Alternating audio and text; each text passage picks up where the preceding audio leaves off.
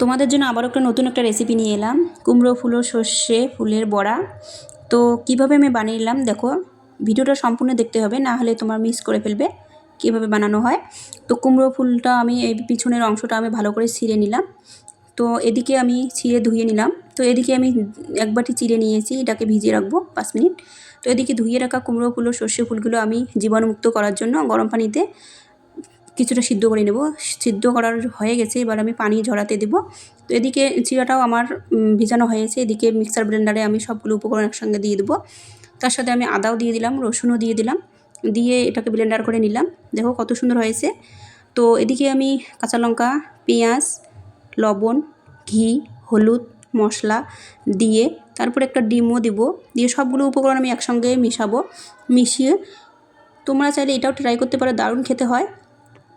তো এটা আমি হালকা আছে এটাকে ভাজতে হবে, এটা নরম হয় খুব। তো আমি এক এক করে এটাকে ভেজে নিলাম। তোমরা এভাবে ট্রাই করো, দারুণ খেতে হয়, দারুণ।